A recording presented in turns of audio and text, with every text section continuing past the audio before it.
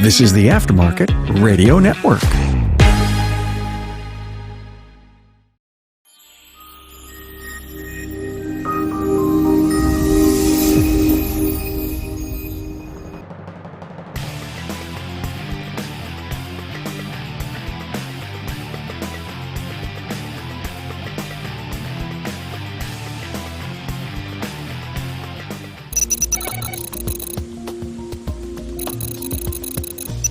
Why fix a negative attitude in your shop? Well, how about fixing a negative attitude that you may have?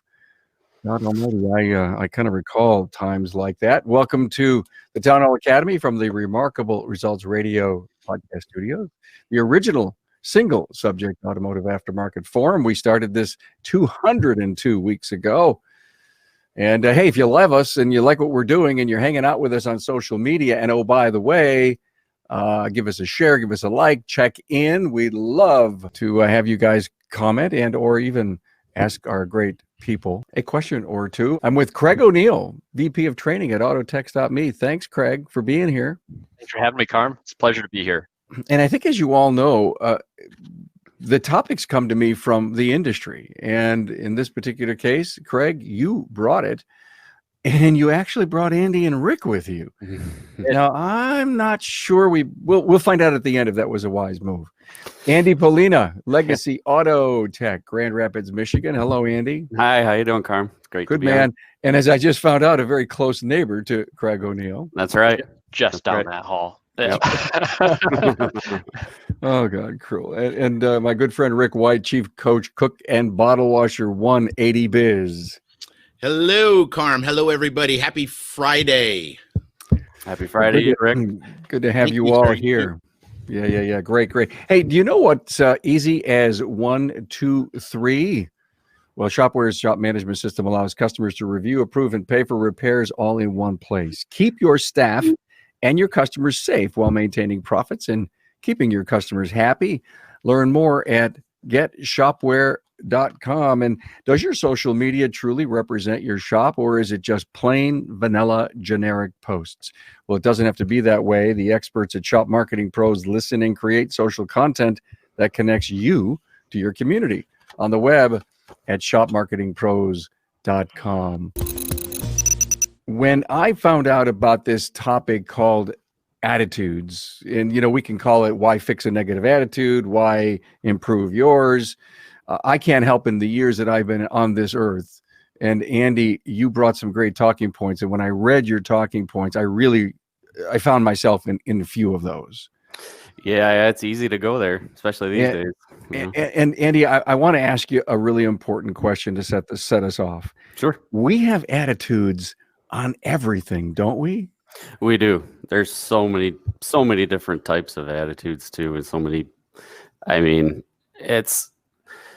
you can go downhill really fast, especially these days. And so you have to constantly be thinking about what you're telling yourself always. It takes practice. It doesn't happen overnight. You can't go to a motivational seminar and come out with a great attitude. It doesn't work like that. I don't know about that. I can go to one of Rick White's seminars and I walk away, man, and I'm flying high for at least 10 minutes. I'm speaking for me. I'm the downest Debbie there is at times, So Rick, he's got his work cut out for him with me. In fact, Andrew, you actually said to me, "Hey, look at I was a Debbie Downer, I guess you were saying, and you'd love to share, how you lifted yourself up and out. Would you do that a little later for us?" Of course. Perfect. As our audience grows, this is coming out as a podcast next week, and we'll repurpose the video. So none of your great stuff, that you're going to share with us will be lost on anyone. Awesome. But Rick, I've heard you speak. I admire you so much. That attitudes, positive or negative, could be contagious, right? Absolutely. I became a student of attitude. I was married to my favorite wife, Brenda, for about 5 years. And at one point she came to me and she goes, "I didn't sign up for this." Now, when your third wife says that, you tend to step back and say, okay, I better listen to whatever's coming next. And she said, "You're turning into a grumpy old bastard, and we need to do something about it." So I started devouring books on attitude and realized, just like Andy said, that attitude left alone, your attitudes are going to go negative over time because of two reasons. Number one, our brains are hardwired to look for threats. So we're looking for bad things automatically. And the second thing is society uses negativity to sell their stuff. So, hey, you're unhappy with this, you're too fat, you're too dumb, you're this, you're that. Buy our product and you'll get everything you've ever wanted out of life. And if we leave it to just those two things, we are going to end up bitter, disappointed, disillusioned. But if we set up a routine every morning where we fill ourselves up, where we take care of ourselves, part of that has got to be an intentional feeding of our attitude. Attitude is a choice. That's a fact. Typically, we react. We have the ability to respond, but typically we react. And that is a problem. So being able to step back, recognize I can do this. Now, one of the things I do is I meditate. Craig, do you meditate? Not as much as I should. Yeah, I do, but my wife calls it sleeping. I don't know why. Andy, I know you. Yep. I know you meditate. I do. Right? Yep. I meditate about 10 minutes every morning. Mm-hmm. I read something positive. I listen to positive stuff. Absolutely. It's important to fill yourself up because we have a choice. The reality is our attitudes are contagious. There are people that you just love to be around because when you walk away from that, you feel better, you feel bigger, you feel more alive. Mm-hmm. And then there are other people that you are near, and in 5 minutes, 10 minutes, you feel like your life is being sucked out of you, right? There's an old saying that says everyone lights up a room. Some when they come in, some when they leave. Yeah. Right? Be the one that lights up a room when you walk in. Yep. That's really important. Rick, help me with the discipline of meditation. I find, I've heard you say this before. I don't do it. Maybe I should. How do I start? First of all, everybody definitely should meditate. It gives you an opportunity to just clear your mind. It's not about, I've learned a lot about meditation. It's not about seeking silence and everything like that. I use an app called Waking Up, and I really like that app. I think it's $100 a year.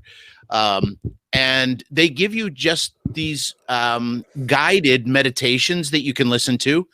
And it really works well for me. There are some mornings I do really, really well. There are other mornings that I'm like just nonstop squirrel, right? Squirrel. And it's hard to quiet that down, and it's okay. It's just the act of slowing it down a little bit. I'm going to tell you that some of my clearest thinking happens right after. Well, I think some of it too, like Rick was saying, you don't need to reach some altered state and all that through it. I mean, you can pick, say, a quote or something and meditate on that for a bit. Think about it. Let it, you know what I mean? You don't have to completely clear your mind. You can, and if your mind gets off track, you just gently pull yourself back. You don't go, I'm not doing this right. I suck. I shouldn't even do this. Yeah. Right. There's some positivity for you. Right. So guys, we sometimes, thanks for that, Rick. I think I got to get better at that, but I do think I stop.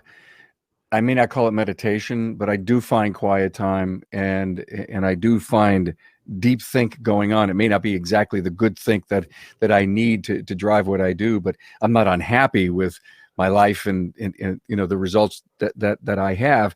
And I guess that means that for the most part, I probably have a pretty decent attitude. But we live with attitudes in our workplace, Craig. And is it possible to change, say, a team member, a peer, an employee's attitude, and if you find that you can't be the hero, is it best to move on?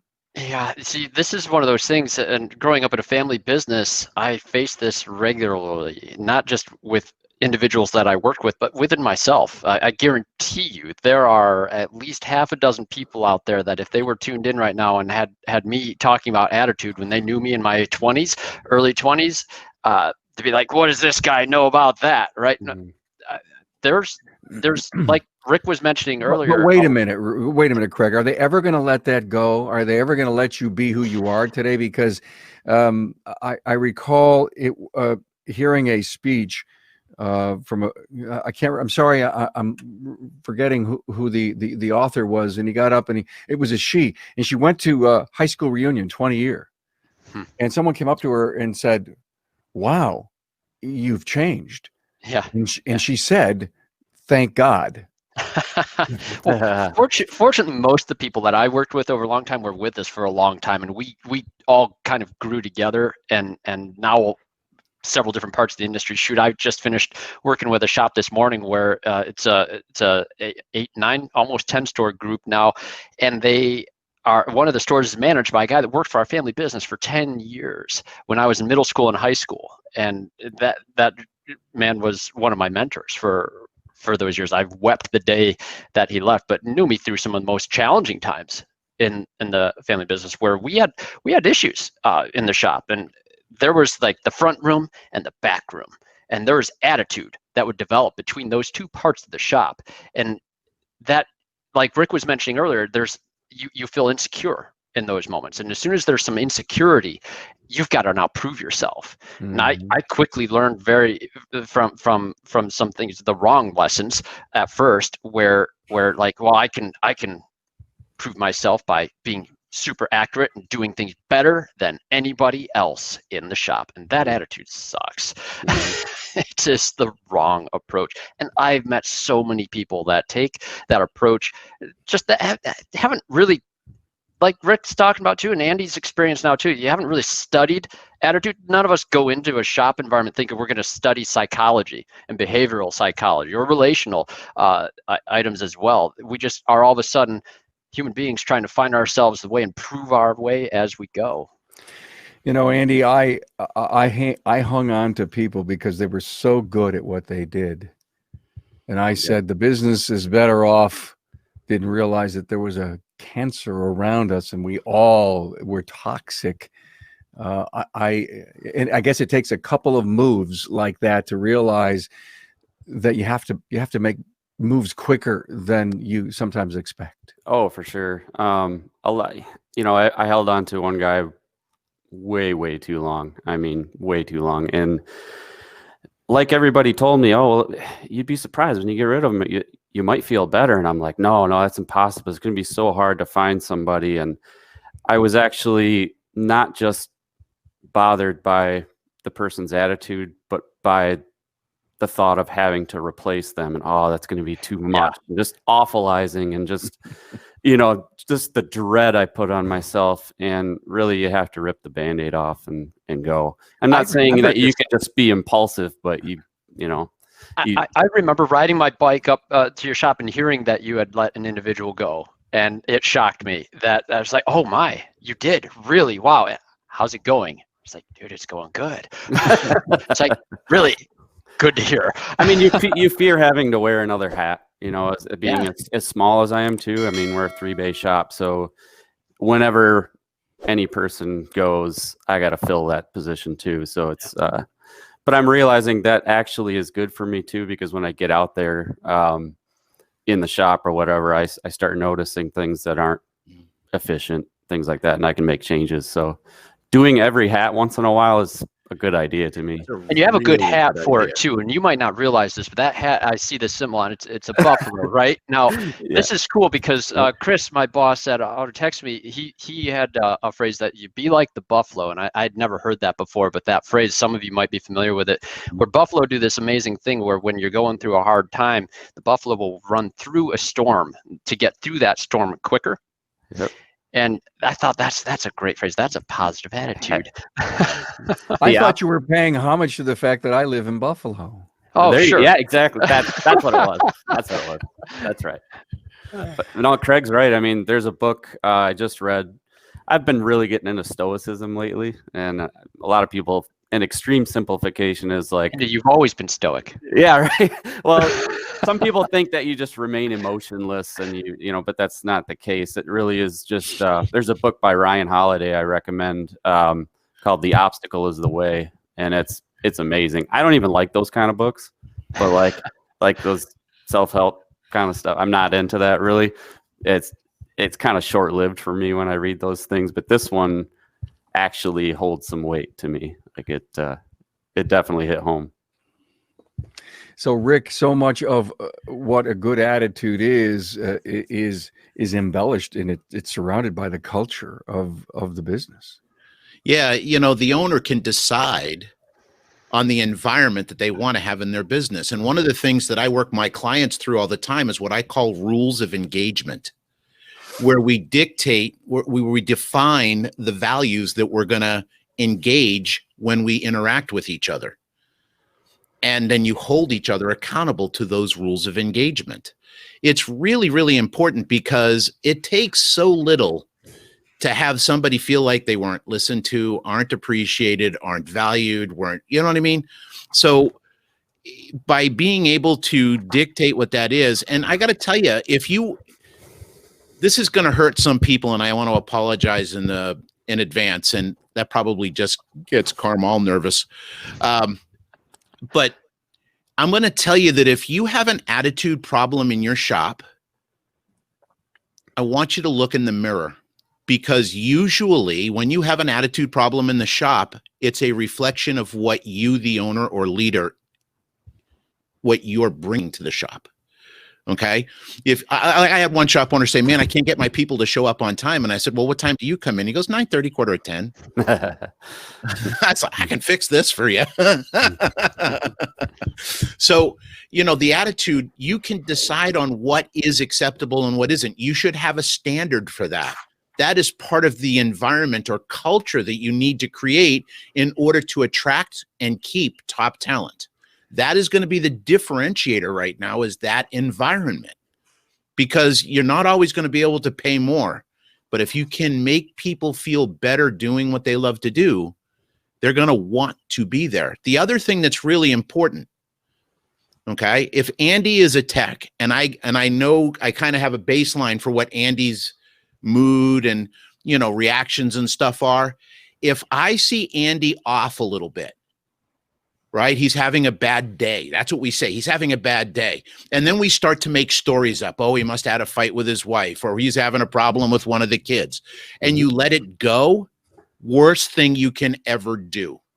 What you want to do is come up to Andy and say, Andy, man, it really seems like you're having a tough day today. Is there anything you want to talk about? Is there something I can do to help? Because what you do in that moment is, number one, you show them that you care. You show them that you saw it. You're showing them that it's not okay, but you're there to help. Well, first you break down the walls with empathy, and then you're able to communicate with them. Yes. Well, you're talking about different components of attitude and this sort of a thing. That's as I've learned to understand attitude, there are three basic components. You have the affective, behavioral, and cognitive. Affective is how something is making somebody feel. Mm-hmm. And that's not where we start the conversation. So many times we just look at how they're acting and we say, well, you're angry. and we start dealing with the anger feeling. And we haven't even talked about why they feel that way at all, or how we might be able to help that, or point out that this behavior, it's not okay. We do need the accountability there. But now let's cognitively look at it. How should we be thinking about this and move forward from that point? Well, what tends to happen, Craig, is it's complementary and non-complementary behavior. And I know this is a psychology course a little bit, guys, and I'm sorry, gals. So when, let's say, Craig, I come up to you and you're angry, I perceive you to be angry. Mm-hmm. And I feel like you did something to me, right? Mm-hmm. I tend to push back. Right. I'm coming back and going, hey, that's not okay. You can't do that here. In other words, I'm reacting to your actions instead of coming to you curious and going, Craig, this is really unlike you, man. What's going on? Exactly. Right. And starting to dig in a little bit, because we got to understand that there are incidences where we have feelings to deal with, and those are different from attitudes. Attitude is an ongoing kind of baseline behavior, right? I heard Richard Flint say this one time, and I absolutely love it. He says you have three ways to get up out of bed every day. You can hop out of bed, roll out of bed, or fall out of bed. Which are you doing? And I thought that is so cool, right? I make a choice to hop out of bed every day. I make a choice. It has to be a choice, because if I let situations, circumstances, events, and other people dictate it, I'm going to stay in bed. Yeah. Yeah. No, it's a self-defeating thing when you let your attitude take control over the thing. And I realized this too late in my, especially in the mid 20s, even my mid 20s, right? The fact of the matter is that I wasn't being as effective in communicating my frustrations or other things that were going on, because I was essentially forcing people to encounter my anger. They were reacting then not to my ideas or the fact that I wasn't feeling like I was being listened to, or that I was trying to accomplish something else. They were just trying to react to a very frustrated individual. And I think this happens so frequently. I deal with owners that are still in the middle of this, unaware of this element of themselves, that it's not just a grumpy technician that's preventing a change from happening in the shop back there, but that grumpy technician is a mirror of other attitudes that this owner is bringing into the equation. It's absolutely. I'm stressed out about something, and I end up stressing everybody else out. They react to it. I react to their reaction, and we're going nuclear before you know it. Yeah. Really, you have to. I mean, really, in my opinion, you can't also just expect. I mean, you have to give people grace. You have to, if somebody's having a bad day or whatever, talk to them, actively listen to them. When you listen to them and then you respond to them, oh, that must suck. That must, and then it brings down those walls. And then you can start saying, well, I'll tell you what, this is what I suggest we do today. How about you just do this? I've even said, hey, man, why don't you just take the day off? I'll pay you. Just go home, sort some things out. But if it continues like that, if they're not willing to swallow the pill of humility and say, maybe it's something I'm doing, maybe it's the way I'm reacting to things, or, they have to own it. And it's hard to make people see that. But once I did, it changed everything. And it's a work in progress. Well, it's some humility involved in this sort of thing. Once you've realized some of our own, everyone goes through phases like this in their life where you've had bad attitudes and you needed help getting out of that funk. Recognizing that you've been there. Like, I'm glad I spent a few years being angry and unbearable. I can appreciate upset people as a result. Like, this person's angry, and they're probably really great people. Do you try to help them up and over? Yeah, you have to, and you can't give up on people that are feeling something. But they have to want to change. Exactly. Yes, that's what I was saying. I mean, if they're constantly pointing the finger all the time, then there's not much hope for them. Yeah, let's talk about that. Hey, it's the weather, it's my boss, it's the wife. Oh, Rick, you're chomping at the bit, my friend. Go ahead. Well, I don't think they have to need to want to be helped. A lot of times we're not aware of our own attitudes. We have blind spots. I think I'm having a great day. My wife comes over to me and she goes, "What's crawled up your butt today?" Right? And I'm not even aware of it. And a lot of us as guys, and I'm speaking guys, and I don't mean this in any, gender, way, but we've been taught as a rule to ignore our emotions, to ignore, to bury them and everything like that. And they don't stay buried. They come out. Right? Every time. Yeah. They come out. And, I think the first step, number one, is awareness, right? If I came up to Andy and go, "Andy, man, look, it really seems like you're pointing fingers at everybody right now. Can we step back and look at this a little bit?" Now, one of the important things, and I want you to understand, when we have a problem in the shop, we tend to do one of two things. We tend to either react to it and it escalates, or we come in and we try to approach it from a logical perspective and, try to talk to them about, hey, do this, do that, do this, do that. It doesn't work. We have to connect. We got to recognize we're dealing with an emotional being right now. They are an emotional state of mind. They're not creative. They're not thinking. They're not logical. They're in an emotional state.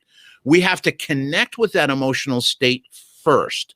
And the way we do that is by being curious, by asking questions, so that you don't say, hey, Andy, you're being an ass, right?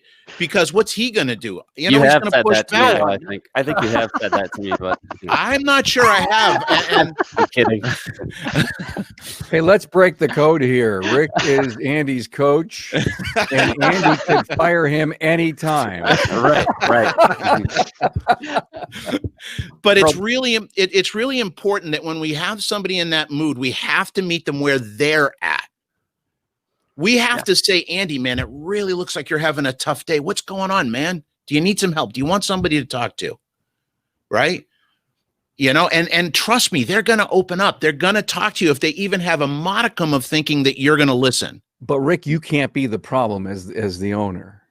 You can't be the problem. I mean, if he's mimicking you because you show up late and you've got a bad attitude, how could you fix his if you can't fix yours? Because maybe what Andy comes back and says is, Rick, you've been on me all week. I can't take it anymore. Right. And I've got to be humble and open enough to listen and let that perspective in. It doesn't mean that it's right. It means that it's his and it's real. And I have to respect that. So I might say, can you give me an example of what you're talking about? Yeah. How did you talk about that? You know, there's this big thing. I was in two different areas. It's like a God wink, where I've seen people talking about, are you telling people what not to do, or are you asking them what to do? Stop doing that. Please do this. Right? It's true with kids, true with employees. It doesn't make a difference. It's true with everybody, right? So I've been starting to monitor how I'm doing it, and I'm really pretty amazed at what I need to fix, right? So if Andy comes back to me and says, hey, you've just been riding my ass all weekend. I'm sick of it and I can't take it anymore. Can you, Andy? All right, I'm hearing you. Let's talk about this. I want to help. I want to make it right. Can you please give me some examples? And I'm not going to judge. I'm not going to defend. I'm going to listen. Okay. And then I'm going to ask another question. Andy, what can I do to be better? How could I have handled that better? Yeah. And I'm going to listen. And guess what's going to happen to Andy's attitude?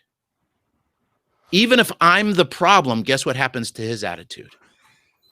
Because he was listened, heard, valued, and appreciated. Well, I don't wait for, I mean, even when someone has a good attitude, I try to go to each team member and once in a while just say, what's going on? Is that, you know, how's everything going? Is everything okay here? Or is everything okay with me? I mean, you have to be proactive in that too, and say, and I remind them, listen, if I don't know about it, I can't fix it. You know, I can't do anything about it. So please communicate all the time. My door is always open. Hey guys, let's hold that thought here for a moment. Now, more than ever, you're focused on bringing cars through your bay safely and efficiently. Shopware's shop management system offers a completely contactless workflow, and we continue to still need that. Your customers can review, approve, and even pay for the repairs right from their smartphone. Request a demo at getshopware.com. And is your marketing company sharing the same vanilla social media posts for you that they do for every other shop? Well, that's not how Shop Marketing Pros does business. They believe each shop is unique with its own story. Contact them today, shopmarketingpros.com. I love where this thing is going. Thank you all so much. A couple of things I would love to think about covering. Craig, family businesses. We have so many out there, and I know you can. I came from a family business. Craig, you did too, and of course, Andy, I'd love you to tell us about how your transformation happened. So, Craig, family business issues. Family businesses are a fascinating place because every time you have a disagreement, it's passionate. Everybody in there wants to see the place succeed. Everybody in there wants really the same things, but they want to have the influence. They want to. There's ego. There's siblings. There's everything else. My brother and I, last several years that we did work together, fantastic. And there's some of the most rewarding years of my career in the shop. The years before that, not always the case. We did not see eye to eye. My dad, a fantastic individual, but a very quiet man. My grandpa, the founder, very dynamic, bombastic, and ego-driven man. Brilliant and genius in so many ways of business, but a very difficult person to be around. And the dynamics made it extraordinarily challenging, extraordinarily stressful. Finding your identity in the midst of all that, I think it's a really horrible way to find out what you're actually capable of. My greater successes personally that I take a lot of pride in moving out of the shop actually and starting to see how I work with other teams that aren't family, tremendously more rewarding. And I lament that. I feel like now that I've done that and been in other parts of the industry, I could go back the other way and I would have been so much more effective at But all Craig, of it. how much of that is youth versus maturity, I think a lot of it. Yeah. right? Yep. It's Because you're growing up together too. Everybody's evolving. It's at the not same even time. that. I mean, when I was 20 years old, I knew everything. Oh yeah, yeah, Right? same. Yeah, And I horrible. had to be right. Yes. Right? If you didn't pick my choice, it sucked. Right? Yeah, it's horrible. So today it's all about what's the best thing for the company. How can I? So there's a different focus. There's more of an outcome focus than being right. I'm trading being right for doing right. Does that make sense? Absolutely. Absolutely. I'm paying for this now. I've got a son who's 15. He knows everything already too. And it's amazing.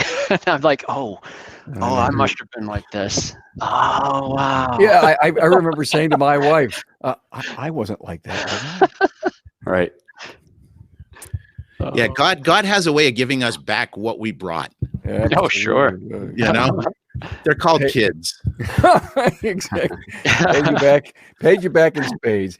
Andy, you had your issues. Yep. Can you give us a little? Listen, there's been an awful lot of great comments. Bill Hill, I medicate with scotch and cigars. Okay, that's a great choice. I love that. That's a great way to fix an attitude. Thank you so much. And I love this comment from Paul. He said he was thankful to have found so many of the authors that we talk about here on the show. And so I thank you, Paul, for that. And I think one of the things that we were talking about in Craig for you, when we are in our early days and still in that mature curve, no matter what responsibilities we got in the family business, Dad said, "Oh my God, wait a minute. He's from my loins. This guy's got to know everything I do. He's got to be a great leader." Yeah. And no one. No. Dads don't look. I grew up in a family business. Dads, when they think about giving you responsibility, think about you stuffing peas up your nose as a kid, and they think, "What the hell am I thinking?" my dad. One thing my dad I really appreciate it for is that he gave us a lot of early opportunities to take responsibility and run with it. The thing with that is it didn't always come with a lot of guidance, and it came with a lot of extra slack to go ahead and make mistakes, which is a gift. The frustrating element of that is when you have the other founder that is not cool with this, and he's also a relative, and there's a tremendous amount of insecurity that can come from your own family at that point when they're saying, no, you can't do it that way, or you're not appreciated in this, or this is the way. And then and sometimes family dynamics, I know they're not all beautiful, and I would love to talk about mine as though it was perfect all the time. It was not perfect all the time. And guys, it's okay to admit that. I still love him. We still see each other for the holidays. It's all right. But Grandpa made some things very difficult by actually coming into the business and saying, you don't have to listen to this guy on this. You come to me if there's any problems with this. And everyone's like, what a horrible thing to introduce. The attitudes that develop from that, horrible to try to go through. I came home the most unhappy person for years under that climate. My wife had to see that. It was hard. There needs to be matriarch training when you're 60. Right. Yeah. Yeah. And folks, I know there's people out there dealing with dynamics like that in a family business. And there are, first off, and I say this very cautiously, I moved on from my family business, not just for those reasons, but when I did, I was amazed at how much stress was taken off of my shoulders of trying to make that sort of dynamic work out. And there is other alternatives for you. I felt like there was nothing else out there in the world for me other than that. I had to make that very challenging dynamic work.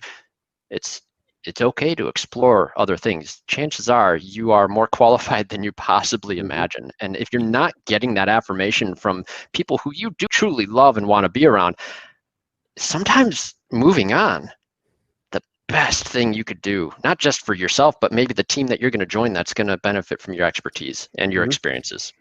But here's the thing. I believe that you can learn in a family, again, a family and dynamic. If you step back and say, okay, how can I be a better communicator? How can I, right? Because there's this really great book called The Clarity Factor, and it's by Ray DiZazzo. And you can only get it on Amazon. It's a paperback. It's a real easy read. It talks about the 4 secrets to communicating clearly. One of the things he talks about is distortion fields. Each one of us has a distortion field. Like, let's say Andy's got a bad attitude, right? And I, as the owner, please, and everybody that's listening to this and ever listens to this, before you go and confront somebody, ask yourself, what are you bringing? What baggage are you bringing to the dynamic before you ever open your mouth? If you're having a bad day, is that going to affect it? Yes. If you have a problem with this guy right now, is that going to affect it? Yes. You got to stop thinking about these things and reacting and start thinking about what the outcome is that you want. You have a technician blow up an engine, but he's a great tech. Yeah. Do you go out there and, blow up literally and just, go up one side and down the other about how stupid he was and what a dumb thing to do? But if you realize he's a good tech, I want to engage him. I want to pull him in closer. I want him to feel more valued. It changes that outcome. That thinking of that outcome changes the engagement. So now I want to use it as a teaching moment, but I know, listen, Andy, I know this was a mistake. You're a great tech.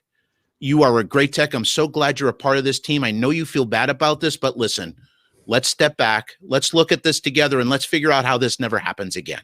Right? Let's use this as a teaching moment. I need your help. Can you do that with me? Yeah. Changes the entire dynamic. Yeah. Right?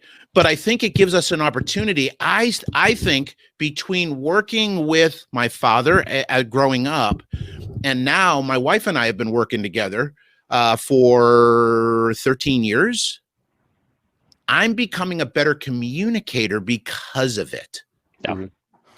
Yeah, I learned the hard way that it's the external, you can't really control it most of the time. You can only control the internal. I mean, I know that's cliche, but much of bad attitude just comes from distorted thinking. A lot of things, the shoulds, must, this employee must do this. They should do this. Why aren't they doing this? And you have these demands and expectations, and when they don't get met, you either fly off the handle, you get down, your attitude goes down, when really you've got to manage those thought distortions, the awfulization, the discounting all the positive things that happen. You're like, oh, this always happens. This is generalizations. Yeah. Overgeneralizations. It just, and it was a really hard lesson learned that, the reason really I have a shop right now is because I couldn't work for someone else because I was miserable. And I was making myself miserable. And I kept thinking, well, if I do this, I'll be happy. If I do this, I'll be happy. If I do this, I'll be happy. And now I have a shop, and all of a sudden I kind of hit rock bottom very quickly after buying my partner out. Because that was another thing. Get rid of my partner, I'll be happy.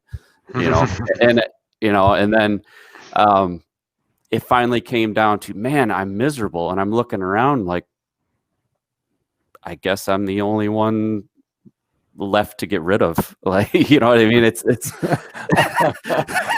the Rick story, look in the mirror, right? Yeah. And it's just, it was, I'm so fortunate at 40 years old. I'm 44 now, but at 40 years old was around the time that I realized,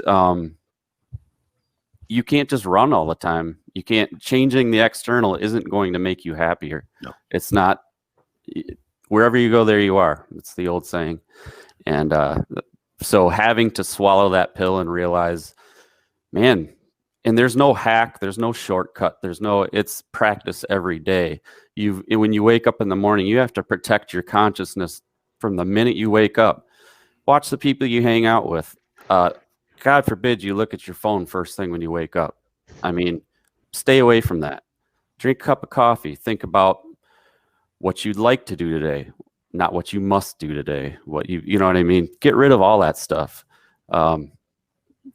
Be kind to yourself a little bit, but also realize that only you can change your life. I mean, that's it. Nobody's got a magic pill for you. Coming from someone who's resurrected himself. Thank you, Andy. A couple of things. Let me please cover these before we end today. We're not ending yet, but now more than ever, you're focused on bringing cars through your bays safely and efficiently. Shopware's shop management system offers a contactless workflow. Your customers can review, approve, and even pay for the repairs right from their smartphone. Request a demo at getshopware.com. Our sponsors make all this happen. Please think about supporting them. When someone searches for a shop, who are they finding? Your competitors? Well, it should be you. The good people at Shop Marketing Pros know how to drive website traffic and make Google work for you. On the web at shopmarketingpros.com. Kent says, try growing up with Cecil as a father. The pressure to do well can be unbearable sometimes. That's worth discussing, because that is a lot of where that pressure in a family dynamic comes from. I had this perfection complex that I had to do, and I got very, very good at procedures as a result. I'm thankful for it, I think, but that never goes away. And that level of perfection for someone with my personality, it just keeps on carrying forward, and you want to see it in other people. And the hardest thing as a manager is to watch them do a procedure that you've perfected a different way. Micromanaging will tear yourself down and everyone else. It's a trap. Perfection will keep you from starting too. I mean, yes. Every time. What do I say? Perfection is an illusion created by the devil to rob men and women of their dreams. That's right. That is what perfection is. You want your best. That's all. Yeah. Your best today, and realize tomorrow your best is going to be better. That's what you want to be having. Yep. Yeah. This was an incredible discussion, team. I want to thank you for this. We covered a lot of the things you brought, and one of the things that I really wanted to cover, Rick, that was on your list was how to fix it. Now, I know you covered a lot of that stuff, but if in your final words you can do a little bit of how stuff for us, and then I'll start with Rick, we'll do Andy, and then Craig will let you summarize it. Rick? Yeah, absolutely. First of all, before we fix any attitude problems in the shop, we got to make sure our attitude is right first. Now, I'm going to give you a little secret. Every day, you're not aware of it, and Andy and I have talked about this at length. Every day, you're asking yourself questions. Inside, that little voice inside all day long is asking you questions. The problem we have is it's asking us terrible questions. So you might be waking up. Think about this for a second. You're a shop owner, and you wake up, and the first question that you ask yourself is, what's going to go wrong today? What do you think your attitude's going to be like? What do you think your day is going to be like? What you've got to do, if you want a better life, you've got to learn to ask yourself better questions. How can I find more joy in my day today? How can I help someone else today? How can I be there for others today? How can I make sure that I'm seeing all the opportunities that are around me today? When you start asking yourself better questions, questions create focus. Focus creates meaning. Meaning creates actions. Actions create results. So start by asking yourself better questions. If you're in a lousy mood, just say, what am I asking myself? What am I focused on? How can I turn this around? Right? You can look at something that's really bad, right? And think, man, this is just terrible, this terrible, this terrible. Oh, poor me. Or you can start to look around figuratively from different perspectives and find one that empowers you. Because the reality is, every day your life is filled with possibility, opportunities, and joy. It's also filled with problems and challenges. You get a choice. You get a choice as to what you're staring at. Okay? I guarantee you they're both there every single day. Which do you want to see more of? Now, Doesn't mean if you're going to stare at the possibilities, opportunities, enjoying your life, that's fantastic. It doesn't mean that the problems go away. What you have to do is believe that you're capable of overcoming those problems. Mm-hmm. Love that. Great summary. Thank you so much, Rick. Andy, we'll let you go next. Yeah, I mean, you can change your attitude. Like I said, I'm still a work in progress, but it is the most important if you want to set an example for everyone else. Andy, do you find this to be the hardest thing that you do every day? Oh, for sure. I mean, it was nothing easy for me. I mean, I was borderline debilitated with burnout, depression, anxiety, to the point where I was almost non-functional. Thankfully, I had no choice but to keep going at work. But what I try to do now is just, first of all, don't compare your business, yourself, or anything to anyone else other than just who you were yesterday. Like just a little bit better. You don't have to fix yourself overnight. Just one little thing, and eventually you'll get momentum. But what I do also too, when I'm feeling bad, angry, anxious, depressed, whatever, you have to look for the sentences in your head. You have, what am I telling myself? This must be like that, like I said, and how does it make me feel? Like, what thought distortion am I using, and how is that making me feel? And then how can you reframe it? You know, that's what it boils down to. And it takes practice all the time, and you'll fall back, you know, now and then, but really it's nothing in this world can make you miserable. You can have bad things happen, but only you can make yourself miserable over them and awfulize them. You can't control the external, like I said, and it really just boils down to stop playing the bad tape in your head. Stop playing it. If you're repeating the same garbage over and over again, it's just going to get subconscious. And a bad attitude, I'm an example of a bad attitude can lead to something serious if you don't get control of it. It can destroy your life. Yeah, but listen, he's come a long way. Mm-hmm. Andy and I have been working together now for 2 years, I think. Yeah. And he has come so far in this journey, and I am so incredibly proud of the growth and the peace that Andy is coming to, experience. That anybody that's in a bad place or feels like there's no way out, there's always a way. Always. Find someone to talk to, find someone that'll listen. Don't find another negative person that you get a pity party going. Find somebody, right? Find somebody that's gonna pull you out. Yeah, right? if you're like Rick said, don't sit there and have pity over yourself, because you're just playing that tape again. You're just sinking it in deeper and deeper. And that was my question, though, Andy. What did you do to stop playing the tape? I mean, was Rick a help, or did you get some help outside, or did you go to a positive person and says, "How do you do this?" I thankfully had a very good support system. My wife, Nikki, my children, my dad, Rick, my friend Rob. I mean, so many good people around me. Ray Fisher, everyone. I mean, I could go on and on and on. Craig, so many people.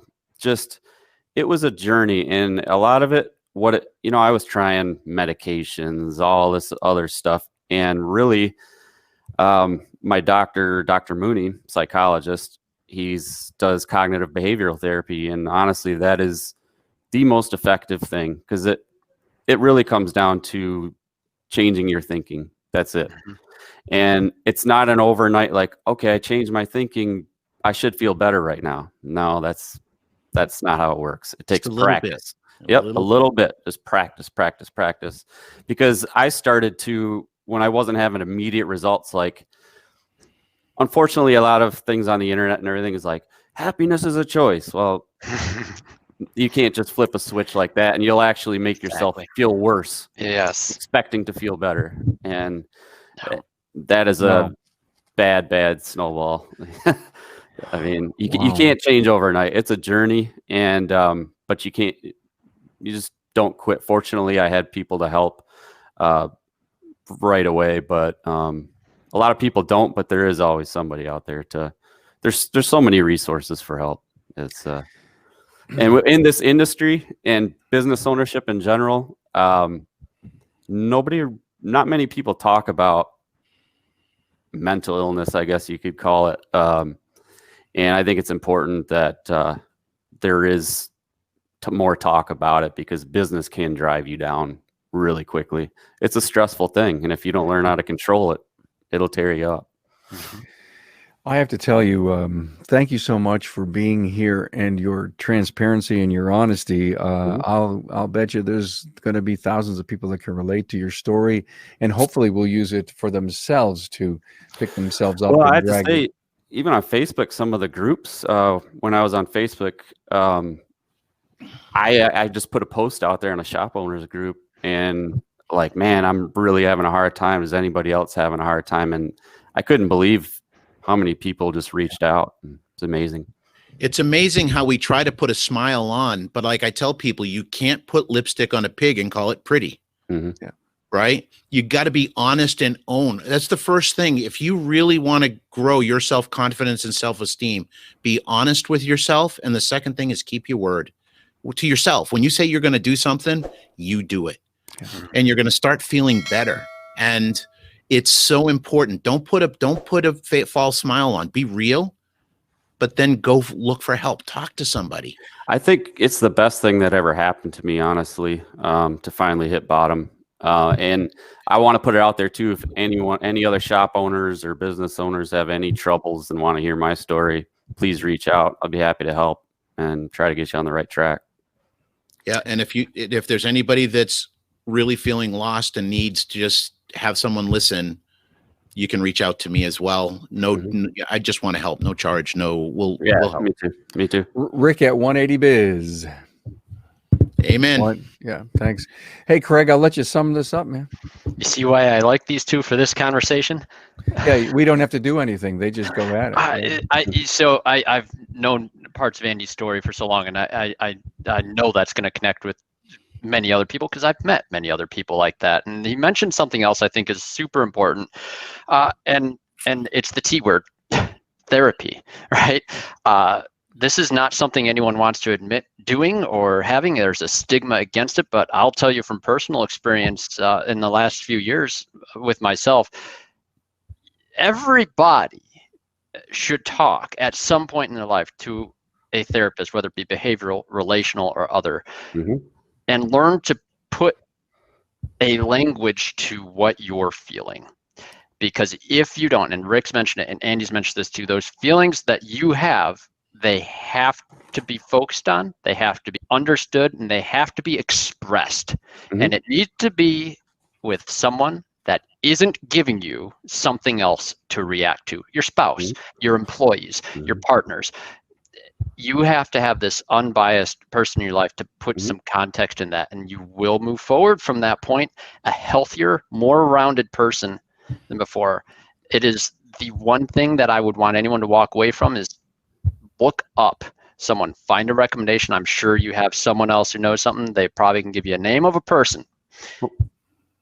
Well, make sure they're telling you something that you don't want to hear a lot of times. I mean, not just what you want to hear. You have to do the work yourself. There's no hack. We're all analysts of our own feelings at various times, and we all become very good at analyzing those feelings or why we're thinking that way, but we aren't actually just admitting what you're feeling. And it's like, oh, okay, so you understand why you're upset, but tell me how you feel. Like what's behind that feeling? Like how are you feeling with this thing that's happening to you? And it's like, oh, well, it's really frustrating, right? And that's like, okay, is that anger? Is it sadness? Is it fear? Is it what is?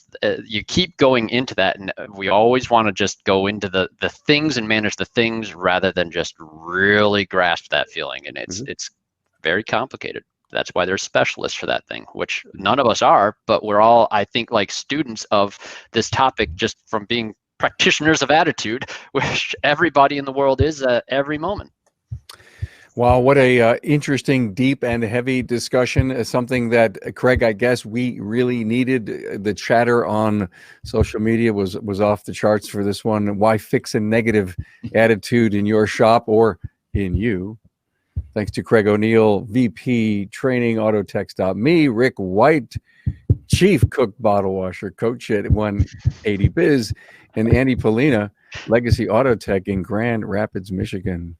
Wow, thank you. And it's maybe a little too early, but the best of the holidays to you all. Thanks. Yeah, And you to too, Carm. everyone as well. Thanks, Thank everyone. you. Yeah, I'm so honored to be on, Carm. Thank you. Thanks, man. Appreciate it.